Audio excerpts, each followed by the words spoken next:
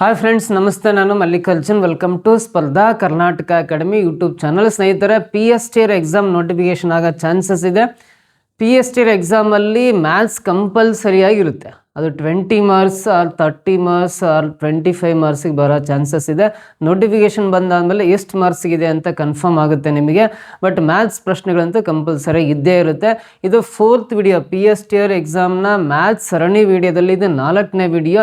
ಈಗಾಗಲೇ 3 ವಿಡಿಯೋಸ್ನ ಅಪ್ಲೋಡ್ ಮಾಡಿದ್ವಿ. ಯಾರೆಲ್ಲ 3 ವಿಡಿಯೋಸ್ ವಾಚ್ ಮಾಡಿಲ್ಲ, ಕಂಪಲ್ಸರಿಯಾಗಿ ಮಿಸ್ ಮಾಡಿದೆ 3 ವಿಡಿಯೋಸ್ನ ವಾಚ್ ಮಾಡಿ ನೋಟ್ಸ್ ಮಾಡ್ಕೊತ ಬನ್ನಿ. ನೀವು PSTR ಎಕ್ಸಾಮಲ್ಲಿ ಮ್ಯಾಥ್ಸ್ ಅಂತೂ ತುಂಬ ಸ್ಕೋರ್ ಮಾಡೋ ಚಾನ್ಸಸ್ ಇದೆ. ಹಾಗೆ ಸ್ಪರ್ಧಾ ಕರ್ನಾಟಕ ಅಕಾಡೆಮಿ ಯೂಟ್ಯೂಬ್ ಚಾನಲ್ಗೆ ಸಬ್ಸ್ಕ್ರೈಬ್ ಆಗಿಲ್ಲ ಅಂದರೆ ಸಬ್ಸ್ಕ್ರೈಬ್ ಆಗಿ, ಪಕ್ಕದಲ್ಲಿ ಬರೋ ಬೆಲ್ ಐಕಾನ್ ಪ್ರೆಸ್ ಮಾಡಿ ನೋಟಿಫೈ ಆಗಿರಿ. ಹಾಗೆ ಈ ಥರ ಲೋಗೋ ಕಾಣಿಸ್ತಕ್ಕಂಥ ಸ್ಪರ್ಧಾ ಕರ್ನಾಟಕ ಅಕಾಡೆಮಿ ಆ್ಯಪನ್ನು ನೀವು ಗೂಗಲ್ ಪ್ಲೇಸ್ಟೋರಲ್ಲಿ ಡೌನ್ಲೋಡ್ ಮಾಡ್ಕೊಂಡಿದ್ದೆ ಆದರೆ ನಿಮಗೆ ಈ PSTR ಎಕ್ಸಾಮ್ ಆಗಿರ್ಬೋದು, ಇನ್ ಫ್ಯೂಚರ್ GPSTR ಮತ್ತು HSTR ಎಕ್ಸಾಮು, TET ಎಕ್ಸಾಮಿಗೆ ಸಂಬಂಧಪಟ್ಟಂಥ ಆನ್ಲೈನ್ ಕ್ಲಾಸಸ್ ಕೂಡ ಅವೈಲೇಬಲ್ ಇದೆ.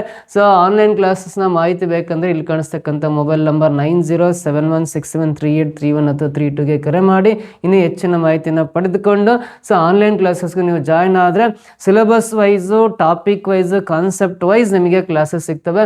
ಸೊ ಈ ವಿಡಿಯೋದಲ್ಲಿ ಕೆಲವೊಂದು ಪ್ರಶ್ನೆಗಳನ್ನು ಸಾಲ್ವ್ ಮಾಡ್ತಾ ಹೋಗ್ತೀನಿ. ಮೊದಲನೇ ಪ್ರಶ್ನೆಯಲ್ಲಿ ಕಾಣಿಸ್ತಾ ಇದೆ ನಿಮಗೆ, which of the following is not true when a transversal intersect 2 parallel lines then each pair of ಅಂತ ಕೊಟ್ಟಿದ್ದಾನೆ.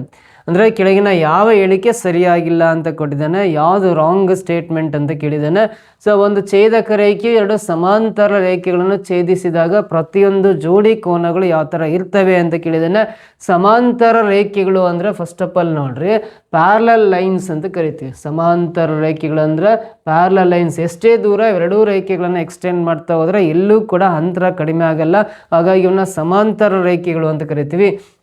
ಈ ಸಮಾಂತರ ರೇಖೆಗಳನ್ನು ಒಂದು ಛೇದಕ ರೇಖೆ ಕತ್ತರಿಸಿದಾಗ ಇಲ್ಲಿ ಕೋನಗಳು ಉಂಟಾಗ್ತವೆ. ನಾನು ಇದಕ್ಕೆ A ಅಂತ ಬರಿತೀನಿ, ಇದಕ್ಕೆ B ಅಂತ ಬರಿತೀನಿ, ಇದಕ್ಕೆ C ಅಂತ ಬರಿತೀನಿ, ಇದಕ್ಕೆ D ಅಂತ ಬರಿತೀನಿ.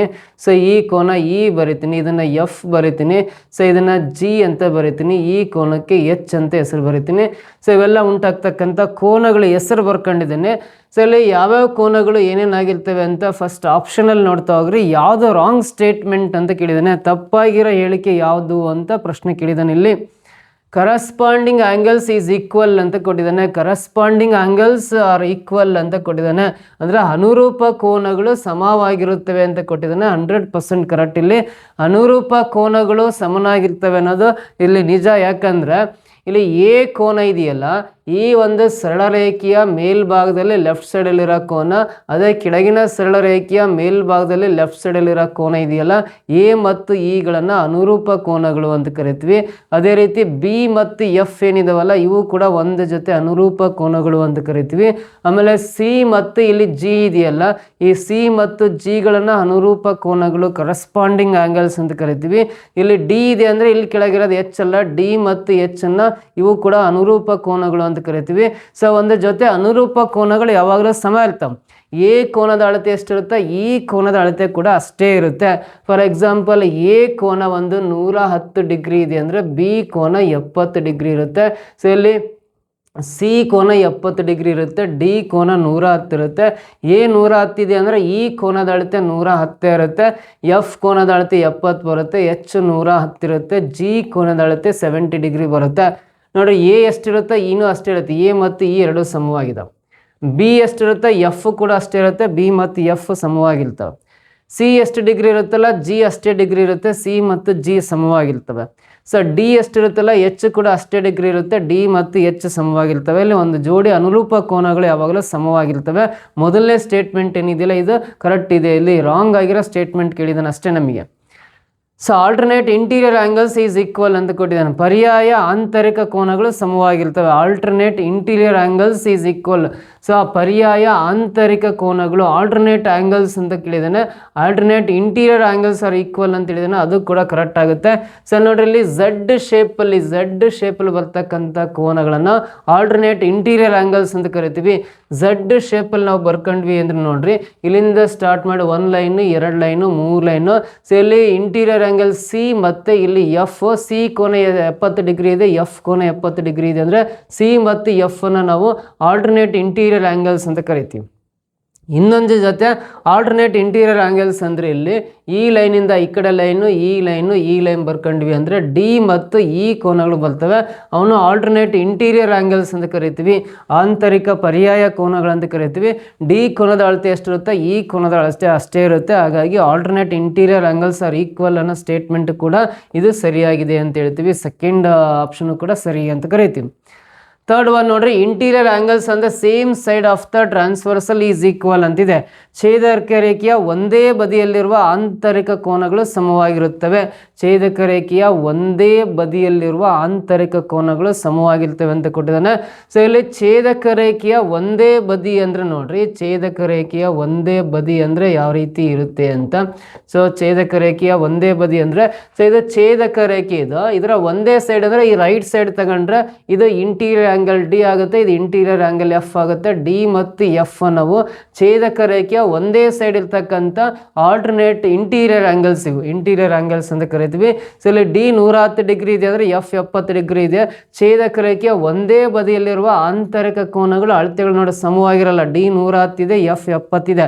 ಬಟ್ ಇವೆರಡೂ ಕೋನಗಳ ಮೊತ್ತ 180 ಆಗುತ್ತೆ. ಬಟ್ ಇವೆರಡೂ ಕೋನಗಳ ಅಳತೆ ಸಮವಾಗಿರಲ್ಲ. ಹಾಗಾಗಿ ಈ ಥರ್ಡ್ ಸ್ಟೇಟ್ಮೆಂಟ್ ಇದೆಯಲ್ಲ, ಇದು 100% ರಾಂಗ್ ಅಂತ ಕರಿತೀವಿ. ಛೇದಕ ರೇಖೆಯ ಒಂದೇ ಬದಿಯಲ್ಲಿರುವ ಆಂತರಿಕ ಕೋನಗಳು ಸಮವಾಗಿರುತ್ತವೆ ಅಂತಿದೆಯಲ್ಲ, ಸಮವಾಗಿರಲ್ಲ. ಹಾಗಾಗಿ ಇದು ರಾಂಗ್ ಸ್ಟೇಟ್ಮೆಂಟ್ ಅಂತ ಹೇಳ್ತೀವಿ. ಸೊ ಲಾಸ್ಟ್ ನೋಡ್ರಿ, ಇಂಟೀರಿಯರ್ ಆ್ಯಂಗಲ್ಸ್ ಅಂತ same side of the transversal is supplementary ಅಂತಿದೆ. ಸೊ ಈಗೇನು ಹೇಳ್ಕೊಟ್ಟಿಲ್ಲ, ಛೇದಕ ರೇಖೆಯ ಒಂದೇ ಬದಿಯಲ್ಲಿರುವ ಆಂತರಿಕ ಕೋನಗಳು ಪೂರಕವಾಗಿರುತ್ತವೆ. ಪೂರಕ ಅಂದರೆ ಇವೆರಡೂ ಕೋನಗಳ ಮೊತ್ತ 110 ಡಿಗ್ರಿ ಮತ್ತು 70 ಡಿಗ್ರಿ ಕೂಡಿರೋ 180 ಡಿಗ್ರಿ ಬರುತ್ತಲ್ಲ, ಪೂರಕ ಕೋನಗಳು. ಸಪ್ಲಿಮೆಂಟ್ರಿ ಆ್ಯಂಗಲ್ಸ್ ಅಂದರೆ ಯಾವುದೇ ಎರಡು ಕೋನಗಳ ಮೊತ್ತ 180 ಡಿಗ್ರಿ ಇರಬೇಕು. ಯಾವುದೆರಡು ಕೋನಗಳ ಮೊತ್ತ 180 ಡಿಗ್ರಿ ಇದ್ರೆ ಅವನ್ನ ಸಪ್ಲಿಮೆಂಟ್ರಿ ಆ್ಯಂಗಲ್ಸ್, ಪೂರಕ ಕೋನಗಳು ಅಂತ ಕರಿತೀವಿ. ಸೊ ಇವೆರಡೂ ಕೂಡಿದಾಗ ಪೂರಕ ಕೋನ ಸಿಗ್ತಾ ಇದೆ, 180 ಡಿಗ್ರಿ ಸಿಗ್ತಾ ಇದೆ ಅಂದರೆ, ಸೊ ಒಂದೇ ಬದಿಯಲ್ಲಿರುವ ಪೂರಕ ಕೋನಗಳು ಆಂತರಿಕ ಕೋನಗಳು ಪೂರಕವಾಗಿರುತ್ತೇವೆ ಅನ್ನೋ ಸ್ಟೇಟ್ಮೆಂಟ್ ಇದು ಕೂಡ ಕರೆಕ್ಟ್ ಇದೆ. ಇಲ್ಲಿ ರಾಂಗ್ ಸ್ಟೇಟ್ಮೆಂಟ್ ಯಾವುದಂತ ಕೇಳಿದಾರಲ್ಲ, ಸಿ ಇದೆಯಲ್ಲ, this is the wrong statement. ಈ ಕ್ವಶನ್ಗೆ ಆನ್ಸರು ಸಿ ಆಪ್ಷನ್ ಬರೀಬೇಕು. ಕ್ಲಿಯರಾಗಿ ಗೊತ್ತಾಯ್ತಾ ಈ ಪ್ರಶ್ನೆಗೆ ಆನ್ಸರು? ಸೊ ನೆಕ್ಸ್ಟ್ ಕ್ವಶನ್ ಬರೋಣ. ಮುಂದಿನ ಪ್ರಶ್ನೆ, which of the following is not a criterion for congruency of triangle ಅಂತಿದೆ. ತ್ರಿಭುಜಗಳ ಸರ್ವಸಮತೆಗೆ ಸಂಬಂಧಪಟ್ಟಂಥ ಯಾವ ಒಂದು ಸಿದ್ಧಾಂತ ಮಾನದಂಡ ಆಗಿಲ್ಲ ಅಂತ ಕೇಳಿದ್ದಾರೆ. ಸೊ ಇಲ್ಲಿ ಇಂಗ್ಲೀಷಲ್ಲಿದೆ, ಕನ್ನಡದಲ್ಲಿ SAS ಪಾಸ್ಟುಲೇಟ್ ಅಂದರೆ ಇದನ್ನ ಬಾಹು ಕೋನ ಬಾಹು ಸಿದ್ಧಾಂತ ಅಂತ ಬರಿತೀವಿ. ಆಮೇಲೆ ASCಯ ಪಾಸ್ಟುಲೇಟ್ ಅಂದರೆ ಕೋನ ಬಾಹು ಕೋನ ಸಿದ್ಧಾಂತ ಅಂತ ಬರಿತೀವಿ. RHS ಪಾಸ್ಟುಲೇಟ್ ಅಂದರೆ ಲಂಬ ಕೋನ ಕರ್ಣ ಬಾಹು ಸಿದ್ಧಾಂತ ಅಂತ ಕರಿತೀವಿ, ಲಂಬ ಕೋನ ಕರ್ಣ ಬಾಹು ಸಿದ್ಧಾಂತ ಅಂತ ಬರಿತೀವಿ. AAA ಪಾಸ್ಟುಲೇಟ್ ಅಂದರೆ ಕೋನ ಬಾಹು ಕೋನ ಕೋನ ಕೋನ ಸಿದ್ಧಾಂತ ಅಂತ ಕರಿತೀವಿ. ಸೊ ಕೋನ ಕೋನ ಕೋನ ಸಿದ್ಧಾಂತ ಅಂತ ಕರಿತೀವಿ. ನೋಡ್ರಿ, ತ್ರಿಭುಜಗಳ ಸರ್ವಸಮತೆ ಹೇಳ್ತಕ್ಕಂಥ 4 ಸಿದ್ಧಾಂತಗಳಿದ್ದಾವೆ, 4 ಸಿದ್ಧಾಂತಗಳಿದ್ದಾವೆ, ಪಾಸ್ಟುಲೇಟ್ಸ್ ಇದ್ದಾವೆ. ಒಂದು ಬಾ ಸಿದ್ಧಾಂತ ಅಂತ ಕರಿತೀವಿ, ಸೈಡ್ ಸೈಡ್ ಸೈಡ್ ಪಾಸ್ಟುಲೇಟ್ ಅಂತ ಒಂದು ಕರಿತೀವಿ. ಇನ್ನೊಂದು ಬಾಕೋಬಾ ಸಿದ್ಧಾಂತ ಅಂತ ಕರಿತೀವಿ, ಬಾಕೋಬಾ ಸಿದ್ಧಾಂತ ಅಂದರೆ ಸೊ ಇದನ್ನ SAS ಪಾಸ್ಟುಲೇಟ್ ಅಂತ ಕರಿತೀವಿ. ಇನ್ನೊಂದು ಕೋಬಾಕೋ ಸಿದ್ಧಾಂತ ಅಂತ ಕರಿತೀವಿ, ಕೋಬಾಕೋ ಸಿದ್ಧಾಂತ ಅಂತ ಕರಿತೀವಿ. ಸೊ ಇದನ್ನ ಆ್ಯಂಗಲ್ ಸೈಡ್ ಆ್ಯಂಗಲ್ ಪಾಸ್ಟುಲೇಟ್ ಅಂತ ಕರಿತೀವಿ. ಇನ್ನೊಂದು ಲಂಬ ಕೋನ ಕರ್ಣಬಾಹು ಸಿದ್ಧಾಂತ ಅಂತ ಕರಿತೀವಿ, ಇದನ್ನ RHS ಪಾಸ್ಟುಲೇಟ್ ಅಂತ ಕರಿತೀವಿ. ಈ 4 ಸಿದ್ಧಾಂತಗಳನ್ನು ಯೂಸ್ ಮಾಡಿಕೊಂಡು ಎರಡು ತ್ರಿಭುಜಗಳು ಸರ್ವಸಮವಾಗಿವೆ ಅಂತ ಕರಿತೀವಿ. ಆದರೆ ಇಲ್ಲಿ ಕೋ ಅಂತ ಇದೆಯಲ್ಲ, ಆ್ಯಂಗಲ್ ಪಾಸ್ಟುಲೇಟ್ ಅನ್ನೋದು ತ್ರಿಭುಜಗಳ ಸರ್ವಸಮತೆಯ ಮಾನದಂಡ ಅಲ್ಲ ಅಂತ ಕರಿತೀವಿ. ಇದು ತ್ರಿಭುಜಗಳ ಸಮರೂಪ ತ್ರಿಭುಜಗಳ ಮಾನದಂಡ. ಇದು ಸಮರೂಪ ತ್ರಿಭುಜಗಳ ಮಾನದಂಡ. ಒಂದು ತ್ರಿಭುಜದ 3 ಕೋನಗಳು ಮತ್ತೊಂದು ತ್ರಿಭುಜದ ಅನುರೂಪ 3 ಕೋನಗಳಿಗೆ ಸಮವಾಗಿದ್ದರೆ ಅವನ್ನ ಸಮರೂಪ ತ್ರಿಭುಜಗಳು ಅಂತ ಕರಿತೀವಲ್ಲ. ಸಮರೂಪ ತ್ರಿಭುಜಗಳು ಅಂತ ಹೇಳ್ಬೇಕಂದ್ರೆ ಈ ಮಾನದಂಡವನ್ನು ಮಾತ್ರ ಯೂಸ್ ಮಾಡ್ಕೊಂತೀವಿ. ತ್ರಿಭುಜಗಳ ಸರ್ವಸಮತೆಯನ್ನು ಹೇಳ್ಬೇಕಂದ್ರೆ ಈ 3 ಮಾನದಂಡಗಳ ಜೊತೆಗೆ ನಾವು ಯಾವುದು ಅಂದರೆ ಈ ಬಾ ಸಿದ್ಧಾಂತ SSS ಪಾಸ್ಟುಲೇಟ್ನು ಕೂಡ ಯೂಸ್ ಮಾಡ್ಕೊಂತೀವಿ. ಇಲ್ಲಿ SSS ಪಾಸ್ಟುಲೇಟ್ ಬದಲಾಗಿ AAA ಅಂತ ಕೊಟ್ಟಿದ್ದಾನೆ. ಅದರ ತ್ರಿಭುಜಗಳ ಸರ್ವಸಮತೆಯನ್ನು ಹೇಳ್ತಕ್ಕಂಥ ಮಾನದಂಡ ಇದಾಗಿಲ್ಲ. ಹಾಗಾಗಿ ಆಪ್ಷನ್ ಡಿ ಇದಕ್ಕೆ ರೈಟ್ ಆನ್ಸರ್.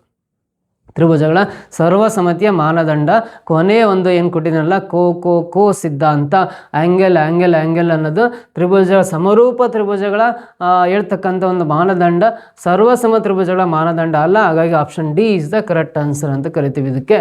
ಓಕೆ, ನಾನು ನೆಕ್ಸ್ಟ್ ಕ್ವಶನ್ ಬರೋಣ. A right angle triangle ABC with sides 5 cm, 12 cm and 13 cm is revolved about the side 12 cm. Then the volume of the solid so obtained is ಅಂತ ಇದೆ. So ಇಲ್ಲಿ ABC ಅನ್ನೋದು ಒಂದು ತ್ರಿಭುಜ ನೋಡ್ರಿ, ABC ಅನ್ನೋದು ಒಂದು ತ್ರಿಭುಜ ಕಾಣಿಸ್ತಾ ಇದೆ, ABC ತ್ರಿಭುಜ ಕಾಣಿಸ್ತಾ ಇದೆ.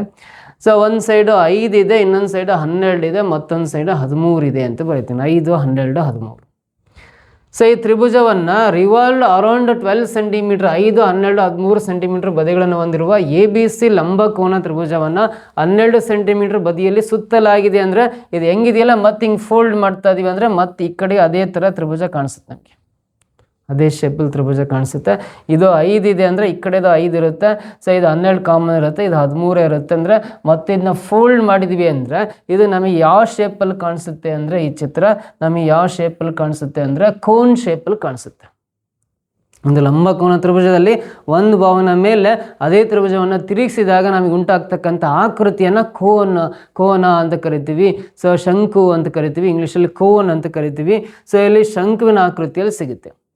ಸೊ ಇದರ ಘನಫಲ ಎಷ್ಟು ಅಂತ ಕೇಳಿದ್ದಾನೆ, ಇದರ ವಾಲ್ಯೂಮ್ ಎಷ್ಟು, ಈ ಪಡೆದ ಘನಫಲ ಎಷ್ಟು ಅಂದರೆ, ಒಂದು ಲಂಬಕೋನ ತ್ರಿಭುಜವನ್ನು ಒಂದು ಬಾವಿನ ಮೇಲೆ ತಿರುಗಿಸಿದಾಗ ಉಂಟಾಗುವ ಆಕೃತಿ ಯಾವುದು ಅಂದರೆ ಶಂಕು ಅಂತ ಕರಿತೀವಿ, ಇಂಗ್ಲೀಷಲ್ಲಿ ಕೋನ್ ಅಂತ ಕರಿತೀವಿ. ಈ ಶಂಕುವಿನ ಘನಫಲ ಕಂಡುಹಿಡಿಬೇಕು. ಸೊ ಶಂಕುವಿನ ಘನಫಲ ಕಂಡುಹಿಡಿಯೋ ಫಾರ್ಮುಲಾ ಅಂದರೆ ವಾಲ್ಯೂಮ್ ಆಫ್ ಕೋನ್ ಅಂದರೆ V = 1/3 πr²h ಅನ್ನೋದು ಶಂಕುವಿನ ಘನಫಲ ಕಂಡುಹಿಡಿಯೋ ಫಾರ್ಮುಲಾ ಆಗಿರುತ್ತೆ. ಸೊ ಇಲ್ಲಿ 1/3 ಹಾಗೆ ಬರೆಯೋಣ, ಪೈ ವ್ಯಾಲ್ಯೂ ಕೂಡ ಹಾಗೆ ಬರೆಯೋಣ. ಆರ್ ಅಂದರೆ ರೇಡಿಯಸ್ ನೋಡ್ರಿ, ಇದು ರೇಡಿಯಸ್ ಇಲ್ಲಿಂದ ಇರ್ತಕ್ಕಂಥದ್ದು, ಇದು ತ್ರಿಜ್ಯ ಆಗುತ್ತೆ. ರೇಡಿಯಸ್ 5 ಸೆಂಟಿಮೀಟರ್ ಇದೆಯಲ್ಲ, 5² ಅಂತ ಬರೆಯೋಣ. ಸೊ ಇಂಟು H ಅಂದರೆ ಹೈಟ್, ಇದು 12 ಸೆಂಟಿಮೀಟರ್ ಹೈಟ್ ಇದೆ, 12 ಬರೀತಾ ಇದ್ದಾನೆ, 12 ಬರೀತಾ ಇದ್ದಾನೆ. 3 ಅಂದರೆ 3, 4, 12 ಕ್ಯಾನ್ಸಲ್ ಆಗುತ್ತೆ. ಸೊ ಇದು ಪೈ ಆಗಿ ಅಲ್ಲಿ 1 ಇಂಟು ಪೈ ಅಂದರೆ ಪೈ ಆಗುತ್ತೆ. 5² 25 ಇಂಟು 4 25 ಇಂಟು 4 ಅಂದರೆ 100 ಪೈ ಬರುತ್ತೆ, 100 ಪೈ ಅನ್ನೋದು. ಸೊ ಈ ಶಂಕುವಿನ ಘನಫಲ ಆಗುತ್ತೆ. 100 ಪೈ ಸೆಂಟಿಮೀಟರ್ ಕ್ಯೂಬ್ ಅಂತ ಬರಿತೀವಿ. ಯಾವಾಗಲೂ ಘನಫಲವನ್ನು ಘನಮಾನಗಳಲ್ಲಿ ಬರಿತೀವಿ. 100 ಪೈ ಸೆಂಟಿಮೀಟರ್ ಕ್ಯೂಬ್ ಆಗುತ್ತಲ್ಲ, ಅದು ಆಪ್ಷನ್ ಎ ಇದೆಯಲ್ಲ, this is the correct answer ಅಂತ ಕರಿತೀವಿ. ಕ್ಲಿಯರ್ ಅರ್ಥ ಆಯ್ತಾ? ಸೊ ನೆಕ್ಸ್ಟ್ ಕ್ವಶನ್ ಬರೋಣ. ಮುಂದಿನ ಪ್ರಶ್ನೆ, the greatest possible speed at which a man can walk 78 meter and 104 meter in exact number of minutes is ಅಂತ ಇದೆ. ಸೊ ಒಬ್ಬ ವ್ಯಕ್ತಿಯು 78 ಮೀಟರ್ ಮತ್ತು 104 ಮೀಟರ್ ದೂರಗಳನ್ನು ನಡೆಯಬಹುದಾದ ಗರಿಷ್ಠ ವೇಗ ನಿಖರವಾದ ನಿಮಿಷಗಳಲ್ಲಿ ಎಷ್ಟು ಅಂತಿದೆ. ಸೊ 78 ಮೀಟ್ರ್ ದೂರ ಮತ್ತು 104 ಮೀಟ್ರ್ ದೂರಗಳನ್ನು ಒಬ್ಬ ವ್ಯಕ್ತಿ ಗರಿಷ್ಠ ವೇಗ ನಿಖರವಾದ ನಿಮಿಷಗಳಲ್ಲಿ ಎಕ್ಸಾಕ್ಟ್ ಮಿನಿಟ್ಸಲ್ಲಿ ಹೇಳೋದಾದ್ರೆ, ಎಕ್ಸಾಕ್ಟ್ ನಂಬರ್ ಆಫ್ ಮಿನಿಟ್ಸಲ್ಲಿ ಹೇಳೋದಾದ್ರೆ ಎಷ್ಟು ನಿಮಿಷದಲ್ಲಿ ನಡಿಬಹುದು? 78 ಮೀಟ್ರ್ ಮತ್ತು 104 ಮೀಟ್ರನ್ನ ನಡಿಲಿಕ್ಕೆ ನಿಖರವಾದ ಒಂದು ಟೈಮಿಂಗ್ಸ್ ಬರೀಬೇಕು. ಅದರ ಸ್ಪೀಡ್ ಯಾವ ಸ್ಪೀಡಲ್ಲಿ ನಡೀತಾ ಇದ್ದಾನೆ ಅಂತ ಕಂಡುಹಿಡಿಬೇಕಂದ್ರೆ ನೋಡ್ರಿ, ವೆರಿ ಸಿಂಪಲ್. ಈ 78 ಮೀಟ್ರ್ ದೂರ ಮತ್ತು 104 ಮೀಟ್ರ್ ದೂರಕ್ಕೆ ಇಲ್ಲಿ ಗರಿಷ್ಠ ಅಂತ ಕೇಳಿದಾನೆ. ಗರಿಷ್ಠ ಇಂಗ್ಲಿಷಲ್ಲಿ exact number of minutes greatest possible ಅಂತಿದೆ. ಗ್ರೇಟೆಸ್ಟ್ ಪಾಸಿಬಲ್ ಅಂತ ಇಂಗ್ಲೀಷಲ್ಲಿ ಕೊಟ್ಟಿದ್ದಾನೆ. ಕನ್ನಡದಲ್ಲಿ ಗರಿಷ್ಠ ವೇಗ ಕೊಟ್ಟಿರೋದ್ರಿಂದ, ಗರಿಷ್ಠ ಅಂತ ಪದ ಇರೋದ್ರಿಂದ 78 ಮತ್ತು 104 ಭಾಗಿಸುವ ಅತಿ ದೊಡ್ಡ ಸಂಖ್ಯೆ ಯಾವುದು ಅಂತ ನೋಡ್ಕೋಬೇಕು. ಇವೆರಡು ಸಂಖ್ಯೆಗಳು ಯಾವ ಅತಿ ದೊಡ್ಡ ಸಂಖ್ಯೆಯಿಂದ ಭಾಗ ಆಗ್ತವೋ ಆ ಸಂಖ್ಯೆಯಿಂದ ಭಾಗಿಸ್ಬೇಕು. 78 ಮತ್ತು 104 ಅನ್ನೋದು ಎಷ್ಟಿಂದ ಭಾಗ ಆಗ್ತವೆ ಅಂದರೆ 26ರಿಂದ ಭಾಗ ಆಗ್ತವೆ. 26 ಮೂಲೆ 78, 26 4 104 ಕ್ಯಾನ್ಸಲ್ ಆಗುತ್ತೆ. 26 ಮೂಲೆ 78, 26 4 104 ಕ್ಯಾನ್ಸಲ್ ಆಗುತ್ತೆ. ಸೊ ಹಾಗಾದರೆ ಈ 3 4 ಮತ್ತು ಸಿಂಗಲ್ ನಂಬರಿಂದ ಡಿವೈಡ್ ಆಗಲ್ಲ, ಇಲ್ಲಿಗೆ ಸ್ಟಾಪ್ ಮಾಡಿಬಿಟ್ಟು ಯಾವ ಸಂಖ್ಯೆಯಿಂದ ಭಾಗಿಸಿದಿರಿ? 26ರಿಂದ ಭಾಗಿಸಿದಿರಲ್ಲ. 26 ಅನ್ನೋದು ಇವುಗಳ ಮಾಸಾಹ HCF ಆಗಿರುತ್ತೆ. ಅಂದರೆ ಸೊ 26 ಮೀಟರ್ ಪರ್ ಮಿನಿಟ್ ಅಂತ ಬರೀತೀವಿ. 1 ನಿಮಿಷಕ್ಕೆ 26 ಮೀಟ್ರ್ ದೂರ ನಡೀತಾನೆ. ಸೊ 1 ನಿಮಿಷಕ್ಕೆ 26 ಮೀಟ್ರ್ ದೂರ ನಡೀತಾನೆ ಅಂದರೆ 78 ಮೀಟ್ರ್ ದೂರ ಹೋಗ್ಲಿಕ್ಕೆ 3 ನಿಮಿಷ ಬೇಕು ಅಂತ. 1 ನಿಮಿಷಕ್ಕೆ 26 ಮೀಟ್ರ್ ಸ್ಪೀಡಲ್ಲಿ ಹೋಗ್ತಾ ಇದ್ದಾನೆ ಅಂದರೆ 104 ಮೀಟ್ರ್ ದೂರ ಹೋಗ್ಲಿಕ್ಕೆ 4 ನಿಮಿಷ ಬೇಕು. ಈ ನಿಮಿಷಗಳು ಎಕ್ಸಾಕ್ಟ್ ನಂಬರ್ಸ ಸಿಕ್ಕಿದಾವೆ, ಪಾಯಿಂಟ್ ಸಮಥಿಂಗ್ ಸಿಕ್ಕಿಲ್ಲ. ಹಾಗಾದರೆ ವೇಗ ಹೇಳೋದಾದರೆ 26 ಮೀಟ್ರ್ ಪರ್ ಮಿನಿಟ್ ಆಗುತ್ತೆ. ಆಪ್ಷನ್ ಸಿ ಇದೆಯಲ್ಲ, this is the answer. 26 metre per minute ಆಗುತ್ತೆ. ಓಕೆನಾ? ನೆಕ್ಸ್ಟ್ ಕ್ವಶನ್ ಬರೋಣ. ಮುಂದಿನ ಪ್ರಶ್ನೆ, if two natural numbers p and q can be expressed as p = a b square c cube and q = a square b cube c square where a b c are prime numbers, then LCM of p and q is equal to ಅಂತಿದೆ. So P ಮತ್ತು Q ಎಂಬ ಎರಡು ಸ್ವಾಭಾವಿಕ ಸಂಖ್ಯೆಗಳನ್ನು ಪಿನ ಈ ರೀತಿ ಬರ್ಕೊಂಡಿದ್ದಾನೆ, A B square C cube ಅಂತ. ಕ್ಯೂನ A square B cube C square ಅಂತ ಬರ್ದಾನೆ. ಹಾಗಾದರೆ ಎ ಬಿ ಸಿಗಳು ಅವಿಭಾಜ್ಯ ಸಂಖ್ಯೆಗಳಾಗಿದ್ದಾಗ ಪಿ ಮತ್ತು ಕ್ಯೂಗಳ ಲಾಸಹ, ಈ ಪಿ ಮತ್ತು ಕ್ಯೂಗಳ ಲಾಸಹ ಎಷ್ಟು ಅಂತ ಕೇಳಿದ್ದಾನೆ. ಇವುಗಳ ಲಾಸಹ ಕಂಡುಹಿಡಿಬೇಕಂದ್ರೆ ನೋಡ್ರಿ, P equal to A B square C cube ಇದೆ. ಕ್ಯೂ ಈಕ್ವಲ್ ಟು ಏನಿದೆ ಅಂದರೆ Q equal to A square ಇದೆ, ಬಿ ಕ್ಯೂಬ್ ಇದೆ, ಬಿ ಕ್ಯೂಬ್ ಇದೆ, ಆಮೇಲೆ ಸಿ ಸ್ಕ್ವೇರ್ ಇದೆ. ಇವುಗಳ ಲಾಸಹ ಪಿ ಮತ್ತು ಕ್ಯೂಗಳ ಲಘುತ್ತಮ ಸಾಮಾನ್ಯ ಅಪವರ್ತನ ಎಲ್ ಸಿ ಎಮ್ ಕಂಡುಹಿಡಿಬೇಕಂದ್ರೆ ವೆರಿ ಸಿಂಪಲ್. ನೀವು ಎಲ್ ಸಿ ಎಮ್ ಕಂಡುಹಿಡಿದಾದ್ರೆ ನೋಡ್ರಿ, A B square C cube A square B cube ಸಿ ಸ್ಕ್ವೇರಲ್ಲಿ ಎಲ್ ಸಿ ಎಮ್ ಕಂಡುಹಿಡಿಬೇಕಂದ್ರೆ ಇಲ್ಲಿ ಎ ಅನ್ನೋದು ಒಂದು ಅವ್ಯಕ್ತ ಪದ ಇದೆ, ಅಲ್ಲಿ ಎ ಸ್ಕ್ವೇರ್ ಅಂತಿದೆ. ಈ ಎ ಘಾತ ಏನಿಲ್ಲ ಅಂದರೆ 1 ಇರುತ್ತೆ, ಇಲ್ಲಿ ಎ ಘಾತ 2 ಇದೆ ಅಂದರೆ ಇದರಲ್ಲಿ ಲಾಸಹ ಕಂಡುಹಿಡಿಬೇಕಾದ್ರೆ ಹೈಯೆಸ್ಟ್ ಪವರ್ ಯಾವ್ದಿರುತ್ತೋ ಅದನ್ನು ಬರ್ಕೋಬೇಕು. ಎ ಪವರ್ 1 ಎ ಸ್ಕ್ವೇರಲ್ಲಿ ಹೈಯೆಸ್ಟ್ ಪವರ್ ಯಾವುದು ಎ ಸ್ಕ್ವೇರ್ ಇದೆಯಲ್ಲ, ಎ ಸ್ಕ್ವೇರ್ ಬರ್ಕೋಬೇಕು. ಅದೇ ರೀತಿ ಬಿ ಸ್ಕ್ವೇರು ಮತ್ತು ಬಿ ಕ್ಯೂಬಲ್ಲಿ, ಬಿ ಸ್ಕ್ವೇರ್ ಮತ್ತು ಬಿ ಕ್ಯೂಬಲ್ಲಿ ಹೈಯೆಸ್ಟ್ ಪವರ್ 2ನ 3ನ ಅಂದರೆ 3 ಅನ್ನೋದು ಹೈಯೆಸ್ಟ್ ಪವರು ಬಿ ಕ್ಯೂಬ್ ಬರಿಬೇಕು, ಬಿ ಕ್ಯೂಬ್ 3ನ ಹೈಯೆಸ್ಟ್ ಪವರ್. ಆಮೇಲೆ ಸಿ ಕ್ಯೂಬು ಮತ್ತು ಸಿ ಸ್ಕ್ವೇರಲ್ಲಿ ಹೈಯೆಸ್ಟ್ ಪವರ್ 3ನ 2ನ ಅಂದರೆ ಹೈಯೆಸ್ಟ್ ಪವರ್ 3 ಇರೋದ್ರಿಂದ ಸಿ ಕ್ಯೂಬ್ ಬರ್ಕೊಂಡ್ರೆ ಅವುಗಳ ಲಾಸಹ ನೋಡ್ರಿ, A square B cube C cube ಆಗುತ್ತೆ, A square B cube C cube ಆಗುತ್ತೆ. A square B cube C cube ಅಂತ ಆಪ್ಷನ್ ಬಿ ನಲ್ಲಿ ಇದೆಯಲ್ಲ, ಇದೇ ಲಾಸಹ ಆಗಿರುತ್ತೆ. Second option correct answer. ಈ ರೀತಿ ಸಿಂಪಲ್ ಆಗಿ ಇವುಗಳ ಲಾಸಹ ಕಂಡುಹಿಡಿಬೋದು. ಓಕೆನಾ, ನೆಕ್ಸ್ಟ್ ಕ್ವಶನ್ ಬರೋಣ. ಮುಂದಿನ ಪ್ರಶ್ನೆ ಪ್ರತಿಯೊಂದು ಕ್ವಶನ್ ಬರ್ಕೊಂಡು ನೋಟ್ಸ್ ಮಾಡ್ಕೊಂತ ಹೋದ್ರೆ ನಿಮಗೆ 100% ಈ ಸಬ್ಜೆಕ್ಟ್ ತುಂಬ ಈಸಿ ಆಗುತ್ತೆ. ಇದು ವರ್ಗ ಸಮೀಕರಣಗಳು ನಿಮಗೆ ಕೇಳೋ ಚಾನ್ಸಸ್ ಇರುತ್ತೆ PST ಅಲ್ಲಿ. The roots of the quadratic equation X square minus X minus 6 equal to 0 ಅಂತ ಇದೆ. ಸರಿ, ಎಕ್ಸ್ ಸ್ಕ್ವೇರ್ ಮೈನಸ್ ನೋಡ್ರಿ, ಎಕ್ಸ್ ಸ್ಕ್ವೇರ್ ಮೈನಸ್ ಇಲ್ಲಿ ಏನಿಲ್ಲ ಅಂದರೆ 1x ಮೈನಸ್ 6 ಈಕ್ವಲ್ ಟು 0 ವರ್ಗ ಸಮೀಕರಣದ ಮೂಲಗಳು ಅಂದರೆ ಎಕ್ಸ್ನ ಬೆಲೆಗಳನ್ನು ಕಂಡುಹಿಡಿಬೇಕು. Roots of the given quadratic equation. ಈ ವರ್ಗ ಸಮೀಕರಣವನ್ನು ನಾವು ಅಪವರ್ತನ ವಿಧಾನದಿಂದ ಬಿಡಿಸ್ಬೋದು, ಫ್ಯಾಕ್ಟರೈಸೇಷನ್ ಮೆಥಡಿಂದ ಬಿಡಿಸ್ತೀವಿ. ಹೆಂಗೆ ಅಂದರೆ ನೋಡ್ರಿ, ಇಲ್ಲಿ ಕಾನ್ಸ್ಟೆಂಟ್ ನಂಬರು -6 ಇದೆ ಲಾಸ್ಟ್ ಟರ್ಮು. ಇಲ್ಲಿ ಎಕ್ಸ್ ಸ್ಕ್ವೇರ್ ಪಕ್ಕ ಏನಿಲ್ಲ ಅಂದರೆ 1 ಇರುತ್ತಲ್ಲ, ಈ -6 ಈ 1ನ ಗುಣಾಕಾರ ಮಾಡಿರಿ -6 ಬರುತ್ತೆ, ಗುಣಾಕಾರ ಮಾಡಿದರೆ. ಇಲ್ಲಿ 6 ಬಂದಿದೆಯಲ್ಲ ನಂಬರು, 6ರ ಅಪವರ್ತನಗಳನ್ನು ಬರಿಬೇಕು. ಫ್ಯಾಕ್ಟರ್ಸ್ ಆಫ್ 6 ಬರಿಬೇಕು. ಯಾವೆರಡು ಸಂಖ್ಯೆ ಗುಣಾಕಾರ ಮಾಡಿದ್ರೆ 6 ಬರುತ್ತೆ ಹೇಳ್ರಿ? ಸೊ 6 1ಲೇ 6 ಬರುತ್ತೆ, 2 3ಲೇ 6 ಬರುತ್ತೆ, ಅಥವಾ 3 2ಲೇ 6, ಬೋತ್ ಆರ್ ಸೇಮ್. 2 3 ಅನ್ಲು ಅಂದರೆ 3 2ಲೇ 6 ಅಂದ್ರೆ ಒಂದೇ. ಸೊ ಹಾಗಾಗಿ 3 2ಲೇ 6 ಬರೀತಾನೆ, ಇಲ್ಲಿ 3 2ಲೇ 6 ಬರೀತಾನಲ್ಲ, 3 × 2 ಆಗುತ್ತಲ್ಲ, 6ರ ಅಪವರ್ತನಗಳು. ಫ್ಯಾಕ್ಟರ್ಸ್ ಆಫ್ 6 ಅಂದರೆ 3 2s are 6 ಅಲ್ಲ, 3 2 6 ಅಲ್ಲ, 3 2 ಬರ್ಕೊಂಡೆ. ಇವಾಗ ಚಿಹ್ನೆ ಹಾಕ್ಬೇಕು ನೋಡ್ರಿ. ಯಾವುದೇ ವರ್ಗ ಸಮೀಕರಣದಲ್ಲಿ ಮಧ್ಯದಲ್ಲಿ ಮೈನಸ್ ಚಿಹ್ನೆ, ಲಾಸ್ಟಲ್ಲೂ ಮೈನಸ್ ಚಿಹ್ನೆ ಇತ್ತು ಅಂದರೆ, ವರ್ಗ ಸಮೀಕರಣದಲ್ಲಿ ಮಧ್ಯದಲ್ಲಿ ಮೈನಸ್ ಚಿಹ್ನೆ, ಲಾಸ್ಟಲ್ಲೂ ಮೈನಸ್ ಚಿಹ್ನೆ ಇತ್ತು ಅಂದರೆ, ಇಲ್ಲಿ ದೊಡ್ಡ ಸಂಖ್ಯೆಗೆ ಮೈನಸ್ ಹಾಕೋಬೇಕು, ಚಿಕ್ಕ ಸಂಖ್ಯೆಗೆ ಪ್ಲಸ್ ಹಾಕೋಬೇಕು. ಸೊ ನಿಮಗೆ ಇನ್ ಡೀಟೇಲ್ ನಮ್ಮ ಆನ್ಲೈನ್ ಕ್ಲಾಸಲ್ಲಿ ಇನ್ ಡೀಟೇಲ್ಸ್ ಯಾವ ಚಿಹ್ನೆ ಇದ್ದಾಗ ಏನೇನು ಹಾಕ್ಬೇಕು ಅಂತ ಒಂದು ಟೇಬಲ್ ಮೂಲಕ ತೋರಿಸಿದ್ದೀನಿ. ಬಟ್ ಈ ಪ್ರಾಬ್ಲಮ್ ಹೇಳ್ಕೊಡೋ ವಿಧಾನ ಅಷ್ಟೇ ಇಲ್ಲಿ ಹೇಳ್ಕೊಡ್ತಾ ಇದ್ದೀನಿ. ಸೊ ಇಲ್ಲಿ ಮೈನಸ್ ಇದ್ದಾಗ ಮಿಡ್ಲ್ ಟರ್ಮಲ್ಲಿ ಮೈನಸ್, ಲಾಸ್ಟ್ ಟರ್ಮಲ್ಲಿ ಮೈನಸ್ ಇದ್ದಾಗ ಬಿಗ್ಗೆಸ್ಟ್ ನಂಬರಿಗೆ ಮೈನಸ್, ಸ್ಮಾಲೆಸ್ಟ್ ನಂಬರಿಗೆ ಪ್ಲಸ್ ಬರ್ಕೊಂಡ್ರೆ ಇವೆರಡು ಗುಣಿಸಿದ್ರೆ ಇದಕ್ಕೆ ಸಮ ಬರ್ಬೇಕು. ಇವೆರಡು ಕೂಡಿರ ಅಥವಾ ಕಳೆದ್ರೆ ಮಧ್ಯದ ಸಂಖ್ಯೆ -1ಕ್ಕೆ ಸಮ ಬರ್ಬೇಕು.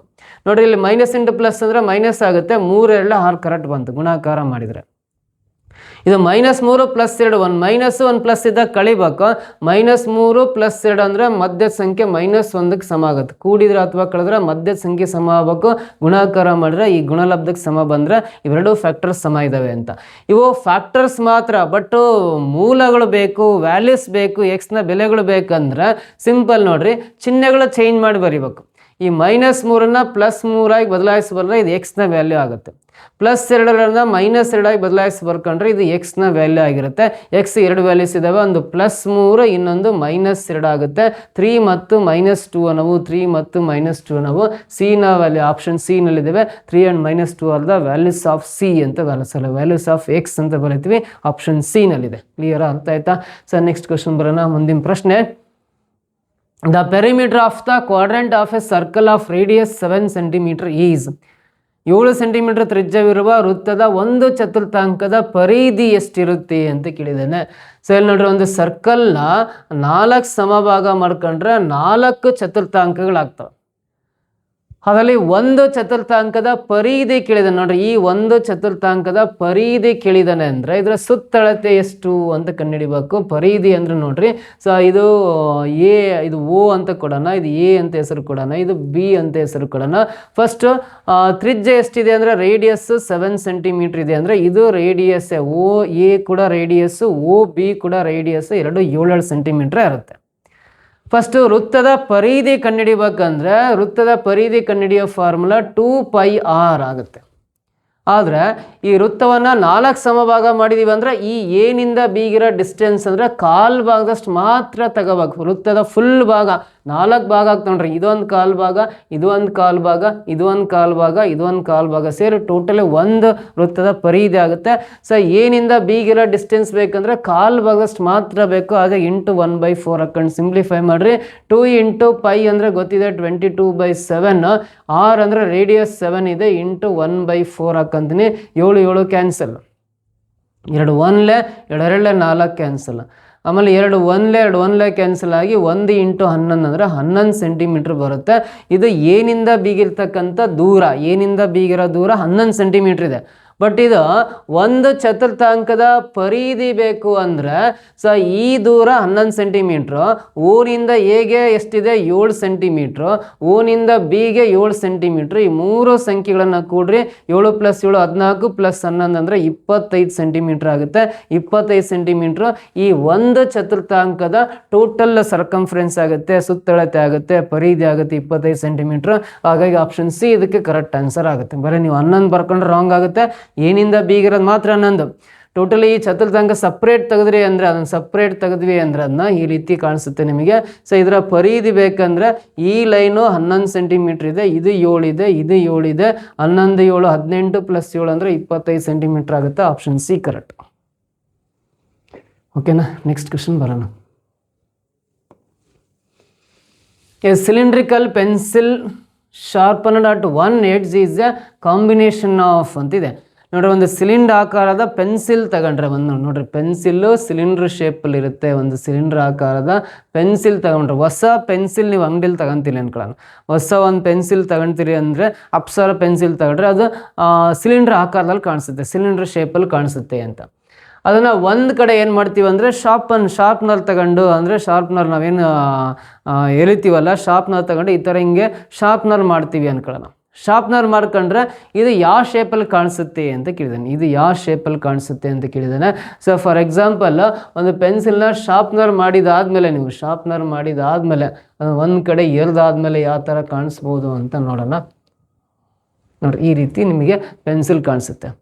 ಸೊ ಈ ರೀತಿ ಪೆನ್ಸಿಲ್ ಕಾಣಿಸುತ್ತಲ್ಲ ನಿಮಗೆ, ಈ ಪೆನ್ಸಿಲ್ ನೋಡ್ರಿ ಇಲ್ಲಿಂದ ಮತ್ತೆ ಕೆಳಗವರೆಗೂ ಇದು ಮತ್ತು ಸಿಲಿಂಡರ್ ಶೇಪಲ್ಲೇ ಕಾಣಿಸುತ್ತೆ, ಸಿಲಿಂಡರ್ ಶೇಪಲ್ಲೇ ಕಾಣಿಸುತ್ತೆ, ಸಂಭಾಕೃತಿ ಅಂತ ಕರಿತೀವಿ. ಸೊ ಈ ಭಾಗ ಇದೆ ನೋಡ್ರಿ, ಈ ಭಾಗ ಏನಿದೆಯಲ್ಲ ಈ ಭಾಗ ನಿಮಗೆ ಯಾವ ಶೇಪಲ್ಲಿ, ಇದು ಸರ್ಕಲ್ ಶೇಪಲ್ಲಿ ಇರುತ್ತೆ. ಈ ಶೇಪ್ ಯಾಕೆ ಕಾಣಿಸುತ್ತೆ ಅಂದರೆ ನಿಮಗೆ ಕೋನ್ ಶೇಪಲ್ಲಿ ಕಾಣಿಸುತ್ತೆ, ಇದು ಶಂಕುವಿನ ಆಕಾರದಲ್ಲಿ ಕಾಣಿಸುತ್ತೆ. ಸೊ ಹಾಗಾದ್ರೆ ಆ ಒಂದು ಪೆನ್ಸಿಲ್ನ ಒಂದು ಕಡೆ ಶಾರ್ಪ್ನರ್ ಮಾಡಿದಾದ್ಮೇಲೆ ಆ ಆಕೃತಿ ಯಾವ ಶೇಪಲ್ಲಿ ಕಾಣಿಸುತ್ತೆ ಅಂದರೆ ಸಿಲಿಂಡರ್ ಮತ್ತು ಶಂಕುವಿನ ಒಂದು ಮಿಶ್ರಣ ಆಗಿರುತ್ತೆ, combination of cylinder and cone ಅಂತ ಕರಿತೀವಿ. ಕೆಳಗಡೆ ಇಲ್ಲಿಂದ ಕೆಳಗಡೆ ಸಿಲಿಂಡರ್, ಇಲ್ಲಿಂದ ಮೇಲ್ಗಡೆ ಅದು ಕೋನ್ ಶೇಪಲ್ಲಿ ಕಾಣಿಸುತ್ತೆ ಅಂದರೆ it is a combination of cylinder and cone ಅಂತ ಕರಿತೀವಿ. ಇದು ಸಿಲಿಂಡರ್ ಮತ್ತು ಕೋನಿನ ಒಂದು ಕಾಂಬಿನೇಷನ್ ಆಗಿರುತ್ತೆ ಈ ಒಂದು ಪೆನ್ಸಿಲ್. ಹಾಗಾಗಿ ಆನ್ಸರ್ ಇದಕ್ಕೆ ಪ್ರಶ್ನೆಯಲ್ಲಿ 2 ಸಿಲಿಂಡರ್ಸ್, 2 ಸಿಲಿಂಡರ್ಸ್ ಅಂತ ಹೇಳಿದ್ರೆ ಇದು ರಾಂಗ್ ಆಗುತ್ತೆ, 2 ಸಿಲಿಂಡರ್ ಕಾಣಿಸಲ್ಲ. Hemisphere and a cone, hemisphere ಅಂದರೆ ಅರ್ಧಗೋಳ, ಅರ್ಧಗೋಳ ಅಂದರೆ ಹಿಂಗೆ ಅರ್ಧಗೋಳ ಮತ್ತು ಕೋನ್ ಈ ಶೇಪಲ್ಲಿ ಕಾಣಿಸುತ್ತೆ ಅಂತ ಹೇಳಿದರೆ ಈ ಶೇಪಲ್ಲಿ ಕಾಣಿಸಲ್ಲ, ಇದು ರಾಂಗ್ ಅಂತ ಕರಿತೀವಿ. Cylinder and a cone, cylinder ಮತ್ತು ಕೋನ್ ಶೇಪಲ್ಲಿ ಶಂಕುವಿನ ಆಕಾರದಲ್ಲಿ ಕಾಣಿಸುತ್ತಲ್ಲ, ಆಪ್ಷನ್ ಸಿ ಕರೆಕ್ಟ್ ಆಗುತ್ತೆ. ಇದು ಎಮಿಸ್ಪಿಯರ್ ಅಂಡ್ ಎ ಸಿಲಿಂಡರ್, ನೋಡ್ರಿ ಎಮಿಸ್ಪಿಯರ್ ಹಿಂಗಿರುತ್ತೆ, ಆಮೇಲೆ ಸಿಲಿಂಡರ್ ಹಿಂಗಿರುತ್ತೆ, ಈ ಶೇಪಲ್ಲಿ ಕಾಣಿಸುತ್ತೆ ಅಂತ ಹೇಳಿದ್ರೆ ಈ ಶೇಪಲ್ಲಿ ಕಾಣಿಸಲ್ಲ, ಇದು ಕೂಡ ರಾಂಗು. ಹಾಗಾಗಿ ಸಿಲಿಂಡರ್ ಅಂಡ್ ಎ ಕೋನ್ ಅಂದರೆ ಸಿಲಿಂಡರ್ ಕೆಳಗಡೆ ಇರುತ್ತೆ, ಮೇಲ್ಗಡೆ ಕೋನ್ ಶೇಪಲ್ಲಿ ಕಾಣಿಸುತ್ತಲ್ಲ, option C it is a combination of cylinder and cone ಅಂತ ಹೇಳಿದ್ನಲ್ಲ, ಆಪ್ಷನ್ ಸಿ ಅದಕ್ಕೆ ಕರೆಕ್ಟ್ ಆನ್ಸರ್ ಆಗುತ್ತೆ. ಸೊ ನೆಕ್ಸ್ಟ್ ಕ್ವಶನ್ ಬರೋಣ, 9th question. The solution of the pair of linear equations 3x + 4y = 5, 4x + 3y = 9 is ಅಂತ ಇದೆ. ಇಲ್ಲಿ ಎರಡು ಸರಳ ರೇಖಾತ್ಮಕ ಸಮೀಕರಣಗಳನ್ನು ಕೊಟ್ಟಿದ್ದಾನೆ. ಇವೆರಡು ಸರಳ ರೇಖಾತ್ಮಕ ಸಮೀಕರಣ ಬಿಡಿಸಿದಾಗ ಎಕ್ಸ್ ಮತ್ತು ವೈನ ಬೆಲೆಗಳು ಎಷ್ಟೆಷ್ಟು ಬರ್ತವೆ ಅಂತ ಕ್ವಶನ್ ಕೇಳಿದ್ದಾನೆ. ಸೊ ಇಲ್ಲಿ ಮೊದಲನೇ ಸಮೀಕರಣ ನೋಡ್ರಿ, ರೇಖಾತ್ಮಕ ಸಮೀಕರಣ ಅಥವಾ ರೇಖೀಯ ಸಮೀಕರಣಗಳನ್ನು ಕೊಟ್ಟಿದ್ದಾನೆ. 3x + 4y = 5 ಅಂತ ಹೇಳ್ತೀವಲ್ಲ, ಇದು ಫಸ್ಟ್ ಇಕ್ವೇಶನ್. ಇನ್ನೊಂದು ಕೊಟ್ಟಿರೋದು ಇಕ್ವೇಶನ್ 4x + 3y = 9 ಇದೆಯಲ್ಲ, ಇದು ಸೆಕೆಂಡ್ ಇಕ್ವೇಶನ್ ಆಗುತ್ತೆ. ಸೊ ಇವೆರಡೂ ಇಕ್ವೇಶನ್ ಬಿಡಿಸಿದಾಗ ಎಕ್ಸ್ ನ ಬೆಲೆ ಎಷ್ಟು, ವೈನ ಬೆಲೆ ಎಷ್ಟು ಅಂತ ನಾವು ಕಂಡುಹಿಡಿಬೇಕು. ಸೊ ಎಕ್ಸ್ ನ ಬೆಲೆ ಬೇಕಂದ್ರೆ ನೋಡ್ರಿ, ಫಸ್ಟ್ ಏನು ಮಾಡೋಣ ಅಂದ್ರೆ ನಾವು ಇಲ್ಲಿ ವೈ ಪಕ್ಕದಲ್ಲಿ ವೈನ ಸಹಗುಣಕ ಕೋಎಫಿಷಿಯಂಟ್ 4 ಇದೆ ಅಂದ್ರೆ ಈ 4 ಇಂದ ಸೆಕೆಂಡ್ ಇಕ್ವೇಶನ್ನ ಮಲ್ಟಿಪ್ಲಿಕೇಶನ್ ಮಾಡಬೇಕು. ಇಲ್ಲಿ ವೈ ಪಕ್ಕದಲ್ಲಿ ವೈನ ಸಹಗುಣಕ ಕೋಎಫಿಷಿಯಂಟ್ ಆಫ್ ವೈ ಅಂದರೆ 3 ಇದೆಯಲ್ಲ, 3 ಇಂದ ಫಸ್ಟ್ ಇಕ್ವೇಶನ್ ಮಲ್ಟಿಪ್ಲಿಕೇಶನ್ ಮಾಡಿ ಬರ್ಕೊಳ್ರಿ. ಸೊ ಅದು ಒಂದೇ ಟರ್ಮ್ ಅಲ್ಲ, ಈಚ್ ಆ್ಯಂಡ್ ಎವ್ರಿ ಟರ್ಮನ್ನ ಮಲ್ಟಿಪ್ಲೈ ಮಾಡ್ಬೇಕು 3 ಇಂದ. 3 × 3 ಅಂದರೆ ಎಷ್ಟು ಬರುತ್ತೆ ಅಂದರೆ 9x ಆಗುತ್ತೆ, ಪ್ಲಸ್ 3 × 4 ಅಂದರೆ 12y ಆಗುತ್ತೆ, 12y ಬರುತ್ತೆ, ಈಕ್ವಲ್ ಟು 3 × 5 ಅಂದರೆ 15 ಬರುತ್ತೆ. ಇದನ್ನು ಈಚ್ ಆ್ಯಂಡ್ ಎವ್ರಿ ಟರ್ಮನ್ನು 4ರಿಂದ ಗುಣಿಸಿ, 4 × 4 ಅಂದರೆ 4 4 16x ಆಗುತ್ತೆ, ಪ್ಲಸ್ 4 3 12y ಬರುತ್ತೆ. ರೈಟ್ ಸೈಡಲ್ಲಿ 4 9 36 ಬರುತ್ತೆ. ಇವೆರಡೂ ಸಮೀಕರಣಗಳನ್ನು ಕಳಿಬೇಕು, ಮೈನಸ್ ಮಾಡಬೇಕು. ಮೈನಸ್ ಮಾಡ್ಬೇಕಾದ್ರೆ ಕೆಳಗಿನ ಸಮೀಕರಣ ಚಿಹ್ನೆಗಳು ಚೇಂಜ್ ಆಗ್ತವೆ. ಇದು ಪ್ಲಸ್ ಇರೋದು ಮೈನಸ್ ಆಗುತ್ತೆ, ಇದು ಪ್ಲಸ್ ಇರೋದು ಮೈನಸ್ ಆಗುತ್ತೆ, ಇದು ಪ್ಲಸ್ ಇರೋದು ಮೈನಸ್ ಆಗುತ್ತೆ. Plus 12y minus 12y cancel. 9x - 16x ಅಂದರೆ -7x ಆಗುತ್ತೆ. -36 + 15 ಅಂದರೆ -21 ಆಗುತ್ತೆ. ಎರಡು ಕಡೆ ಮೈನಸ್ ಮೈನಸ್ ಕ್ಯಾನ್ಸಲ್, 7 ಅಂದರೆ 7 3 21 ಕ್ಯಾನ್ಸಲ್ ಆದರೆ ಎಕ್ಸ್ನ ವ್ಯಾಲ್ಯೂ 3 ಬರುತ್ತೆ. ಎಕ್ಸ್ನ ಬೆಲೆ 3 ಬಂದಿದೆ ಅಂದರೆ, ಈ ಎಕ್ಸ್ನ ಬೆಲೆ 3 ಬಂದಿದೆ ಅಂದರೆ ಸೆಕೆಂಡ್ ಆಪ್ಷನ್ ಅಥವಾ ಥರ್ಡ್ ಆಪ್ಷನ್ ಕರೆಕ್ಟ್ ಇರುತ್ತೆ. ಇದು -3 ರಾಂಗ್, ಇಲ್ಲಿ -3 ರಾಂಗ್ ಆಗುತ್ತೆ. ಈ ಎಕ್ಸ್ನ ವ್ಯಾಲ್ಯೂನ ಈ ಫಸ್ಟ್ ಅಥವಾ ಸೆಕೆಂಡ್ ಇಕ್ವೇಶನ್ ಯಾವುದಾದ್ರಲ್ಲೂ ಒಂದರಲ್ಲಿ ಹಾಕ್ಕೊಂಡ್ರೆ ವೈ ವ್ಯಾಲ್ಯೂ ಸಿಗುತ್ತೆ. ನೋಡ್ರಿ, ಇಲ್ಲಿ 3 × x ಅಂದರೆ 3 ಬಂತು. ಸೊ ಪ್ಲಸ್ 4y = ರೈಟ್ ಸೈಡಲ್ಲಿ 5 ಬರುತ್ತೇನೆ. 3 3 9 ಆಗುತ್ತೆ. 9 ಬಲಭಾಗ ಬಂದರೆ -9 ಆಗುತ್ತೆ. 5 - 9 ಅಂದರೆ -4 ಬರುತ್ತೆ. ಇಲ್ಲಿ 4y ಇದೆ. 4 1 ಕ್ಯಾನ್ಸಲ್ ಆಗಿ y = -1 ಆಗುತ್ತೆ. ಎಕ್ಸ್ ವ್ಯಾಲ್ಯೂ 3, y ವ್ಯಾಲ್ಯೂ -1 ಅಂದರೆ 3, -1 ಬರುತ್ತೆ. 3, -1 ಅಂತ ಆಪ್ಷನ್ ಸಿ ನಲ್ಲಿ ಇದೆ ನೋಡ್ರಿ, ಇದು correct answer. Option B wrong answer ಆಗುತ್ತೆ. ಈ ರೀತಿ ನಾವು ಸರಳ ರೇಖಾತ್ಮಕ ಸಮೀಕರಣಗಳನ್ನು ಬಿಡಿಸ್ಬೋದು. ಇನ್ನು ಸಾಕಷ್ಟು ಬೇರೆ ಬೇರೆ ವಿಧಾನಗಳಿದ್ದಾವೆ. ಮ್ಯಾಟ್ರಿಕ್ಸ್ ಮೆಥಡಲ್ಲೂ ಸರಳ ರೇಖಾತ್ಮಕ ಸಮೀಕರಣಗಳನ್ನು ಬಿಡಿಸ್ಬೋದು, ಅಥವಾ ಇಲ್ಲಿರೋ ಆಪ್ಷನ್ ಯೂಸ್ ಮಾಡ್ಕೊಂಡು ತಾಳೆ ನೋಡ್ಕೊಂಡು ಬಿಡಿಸ್ಬೋದು. ಕ್ರಾಸ್ ಚೆಕ್ ಮಾಡ್ಕೊಂಡು ಆಪ್ಷನ್ ಯೂಸ್ ಮಾಡ್ಕೊಂಡು ಎಕ್ಸ್ ಪ್ಲೇಸಲ್ಲಿ ನೋಡ್ರಿ, ಈ 3, y ಪ್ಲೇಸಲ್ಲಿ -1 ಹಾಕ್ರಿ, 3 3 = 9 ಆಗುತ್ತೆ.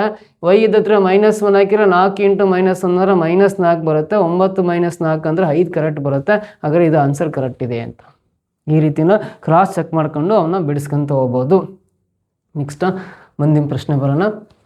A fair die is thrown once, the probability of getting an even number less than 3. ಒಂದು ದಾಳವನ್ನು ಒಮ್ಮೆ ಎಸೆಯಲಾಗುತ್ತದೆ.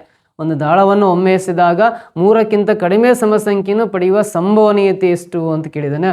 ಫಸ್ಟ್ ಒಂದು ದಾಳವನ್ನು ಎಸೆದಾಗ, ಒಂದು ದಾಳ ಅಂದರೆ 6 ಮುಖಗಳಿರ್ತವೆ, 1 ರಿಂದ 6 ತನಕ ಪ್ರತಿಯೊಂದು ಮುಖದ ಮೇಲೆ ಸಂಖ್ಯೆಗಳನ್ನು ಬರೆದಿರ್ತಾರೆ.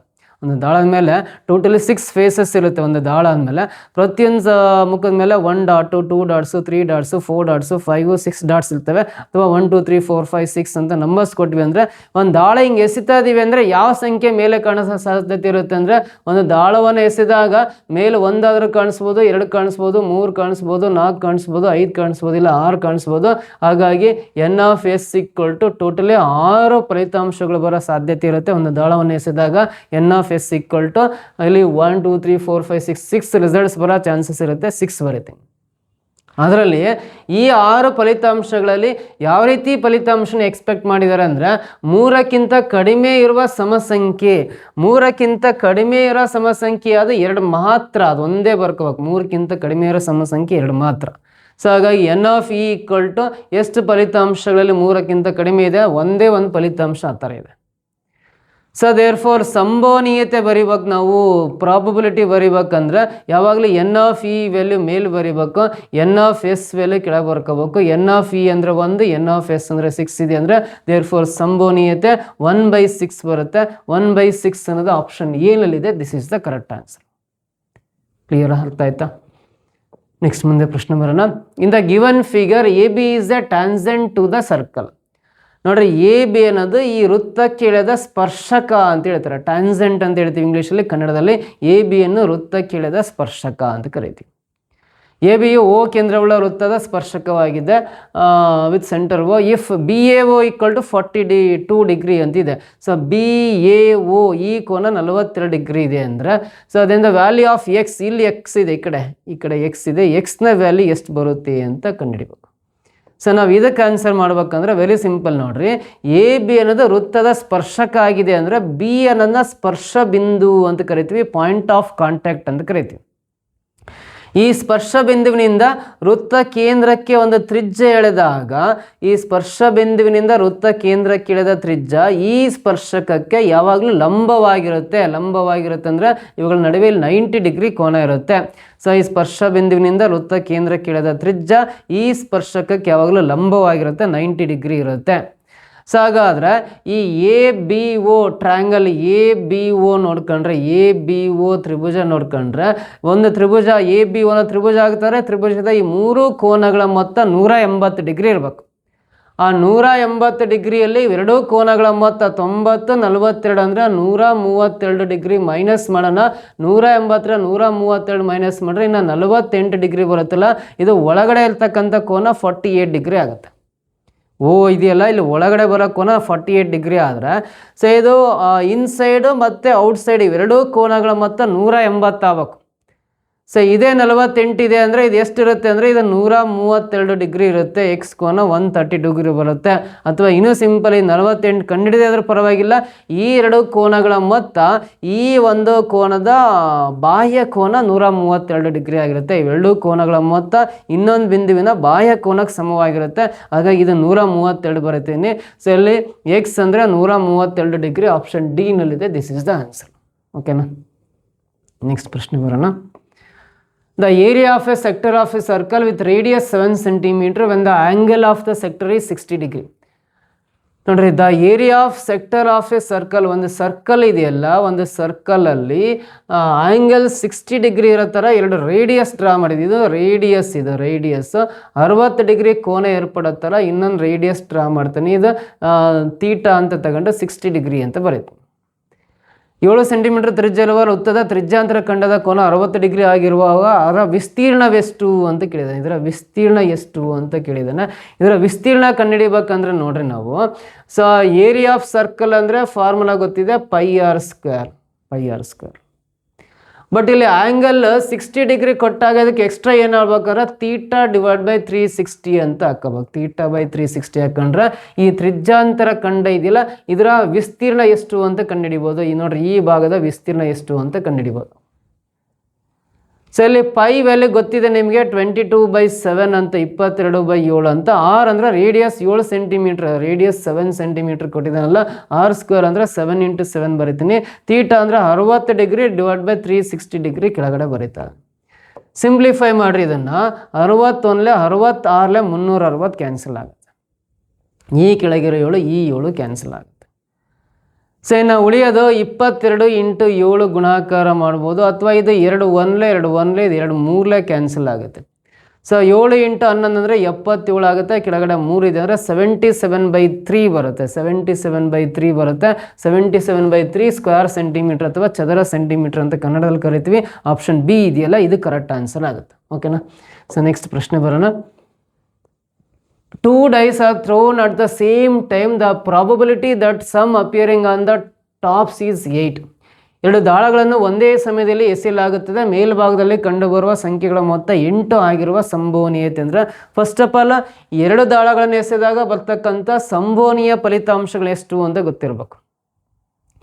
ಸೊ ಒಂದು ದಾಳದ ಮೇಲೆ 1 to 6 ವರೆಗೂ ನಂಬರ್ಸ್ ಇರ್ತವೆ, ಮತ್ತೊಂದು ದಾಳದ ಮೇಲೆ 1 to 6 ವರೆಗೂ ನಂಬರ್ಸ್ ಇರ್ತವೆ. ಎರಡೂ ದಾಳಗಳನ್ನು ತಗೊಂಡು ಹಿಂಗೆ ಹಾಕ್ದಾಗ ಎರಡೂ ದಾಳಗಳ ಮೇಲೆ ಯಾವ ಸಂಖ್ಯೆ ಕಾಣಿಸ್ಬೋದು ಅಂದರೆ, ಎರಡೂ ದಾಳಗಳ ಮೇಲೆ 1 1 ಕಾಣಿಸ್ಬೋದು, ಅಥವಾ 1 2 ಕಾಣಿಸ್ಬೋದು, 1 3 ಕಾಣಿಸ್ಬೋದು, 1 4 ಕಾಣಿಸ್ಬೋದು, 1 5 ಕಾಣಿಸ್ಬೋದು, 1 6 ಕಾಣಿಸ್ಬೋದು, ಅಥವಾ 2 1 ಕಾಣಿಸ್ಬೋದು, ಅಥವಾ 2 2 ಕಾಣಿಸ್ಬೋದು, ಅಥವಾ 2 3 ಕಾಣಿಸ್ಬೋದು, ಅಥವಾ 2 4 ಕಾಣಿಸ್ಬೋದು, ಅಥವಾ 2 5 ಕಾಣಿಸ್ಬೋದು, ಅಥವಾ 2 6 ಕಾಣಿಸ್ಬೋದು. ಅಥವಾ ಎರಡೂ ದಳಗಳ ಮೇಲೆ 3 1 ಕಾಣಿಸ್ಬೋದು, ಇಲ್ಲ 3 2 ಕಾಣಿಸ್ಬೋದು, ಇಲ್ಲ 3 3 ಕಾಣಿಸ್ಬೋದು, ಇಲ್ಲ 3 4 ಕಾಣಿಸ್ಬೋದು, ಇಲ್ಲ 3 5 ಇರ್ಬೋದು, ಇಲ್ಲ 3 6 ಎರಡೂ ದಳ ಮೇಲೆ ಇರ್ಬೋದು. ಅಥವಾ 4ರಿಂದ ಸ್ಟಾರ್ಟ್ ಮಾಡಿದ್ರೆ 4 1 ಕಾಣಿಸ್ಬೋದು,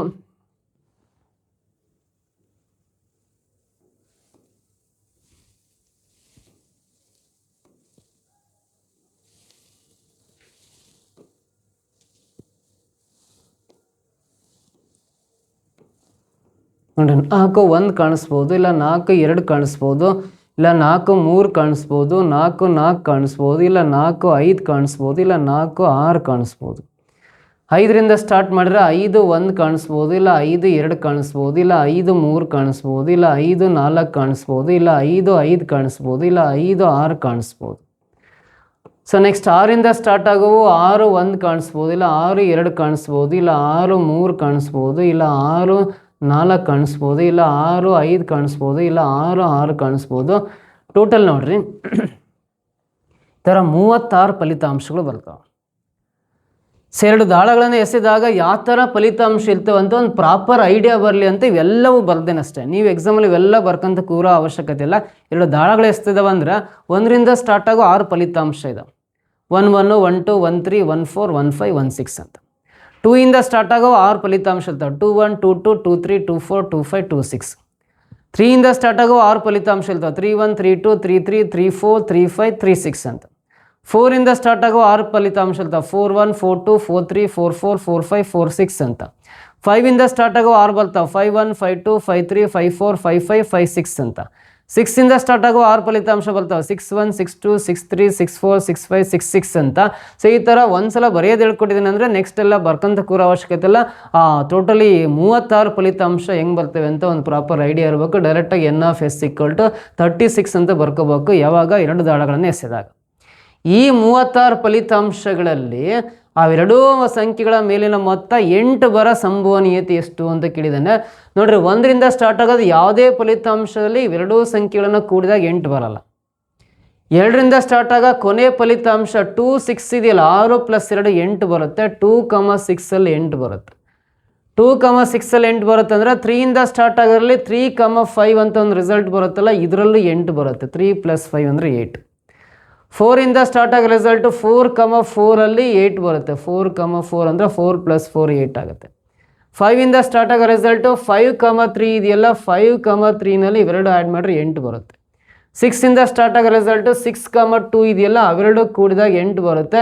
ಸೊ ಈ ಥರ 8 ಬರ್ತಕ್ಕಂಥ ಫಲಿತಾಂಶಗಳು 1 2 3 4 5 ಇದ್ದಾವೆ ಅಂದರೆ NF = 5 ಬರೀತೀನಿ. ಸೊ ದೇರ್ಫೋರ್ ಸಂಭವನೀಯತೆ ಏನಾಗುತ್ತೆ? P of E = NF ಮೇಲ್ಗಡೆ ಬರೀತೀನಿ, NF ಕೆಳಗಡೆ ಬರೀತೀನಿ. NF ಅಂದರೆ 5 ಮೇಲ್ಗಡೆ, NF ಅಂದರೆ 36 ಕೆಳಗಡೆ ಬರ್ಕೊಂಡ್ರೆ ಸಂಭವನೀಯತೆ 5/36 ಆಗ್ತವೆ. ಇವೆರಡು ಸಿಂಗಲ್ ನಂಬರಿಂದ ಡಿವೈಡ್ ಆಗಲ್ಲ. ಇಲ್ಲಿಗೆ ಸ್ಟಾಪ್ ಮಾಡಿರಿ. 5/36 ಆಗುತ್ತೆ. 5/36 ಆಪ್ಷನ್ 3rd ಒನ್ನಲ್ಲಿ ಇದೆ ನೋಡ್ರಿ, ಇದು ಕರೆಕ್ಟ್ ಆನ್ಸರ್ ಆಗುತ್ತೆ. ಕ್ಲಿಯರ್ ಆಗ್ತಾ ಆಯ್ತಾ?